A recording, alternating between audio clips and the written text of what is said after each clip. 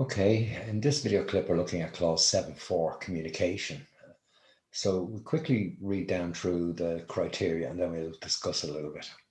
The organization shall determine the internal and external communications relevant to the quality management system, including on what it will communicate, when to communicate, with whom to communicate, how to communicate, who communicates. So reading it on face value, it's so straightforward. It's everything is crystal clear. It's absolutely direct and very specific in each of the criteria.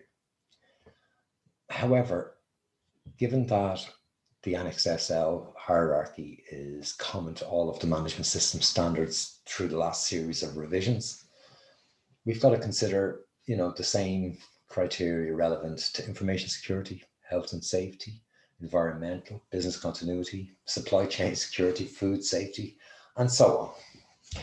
So have a think about it. It's a short clause, very concise, very exact, but it applies to every part and element of the business. So think about it. You have contextual issues. You have the analysis of those issues, interested parties, requirements, issues related to interested parties, risk assessments carried out which produce mitigations, business continuity plans, incident management plans, right through policies to communicate through clause 5, roles and responsibilities, and all of that stuff in clause 5 relevant to leadership and how that's communicated through the business. More internal communications through clause 6 when you consider that whole area of risk-based thinking, risk assessment, risk treatment, and so on. Change management, it goes on and on and on. Resourcing requirements, who has to get what, who needs to know what. Remember when we looked at the whole area of organizational knowledge. So there's so much that has to be communicated through the business. I think from an ISO auditor's perspective, we have to make sure that we have an understanding of their needs, what they're going to be looking for when they come in. So what I would say to you is this, most of us, you wouldn't sign up for Netflix without clicking terms and conditions and accepting certain terms. You're not going to, buy a house without a contract. Likewise, in this era and in a formal management environment, doing business without a contract is rare. So look to your contractual arrangements, the needs, for example, of SLAs, all of that kind of thing. Well, in there, you have a lot of stuff you've got to communicate, and how is that done? So what I would say to you is you're probably already communicating to who, what, for what purpose, in a timely manner, and so on. Have a think about what you're already communicating throughout the business and document it, nail it down. And certainly if you need a little bit of guidance, come back to us via the chat box or the email or the contact mechanism on the website. Pause for thought though for this one. Those going for information security standards and those who are concerned about preparedness for GDPR compliance.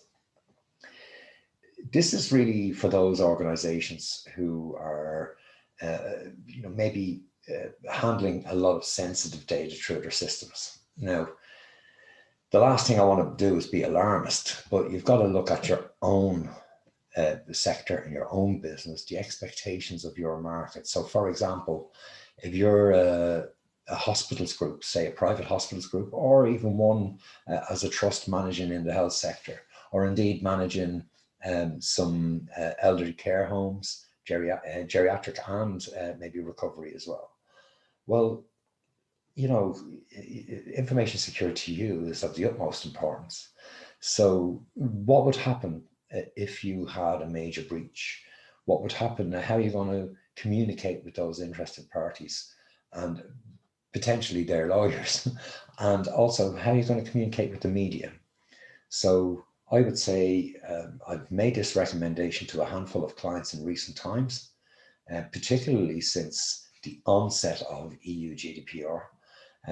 But certainly, you know, if you're not media trained, if you don't understand how to manage this type of incident, and you're in need of some guidance and some help, you can come back to us for putting the planning and the exercising and testing and so on in place. And we would highly recommend that you get a friendly PR consultant for the media communications. It may be the case that you would like to manage that aspect yourself. Certainly you can't disappear and leave it to the PR person. You would need to be present, but I would recommend that you only do this if you're used to dealing with the media, and otherwise I would get some media training. But recommendation from Enable ISO would be to get a professional. Okay, so communication needs to be planned. It's very straightforward. You're probably already doing it. You just need to get it to a formal standard. That's enough for now. Take care.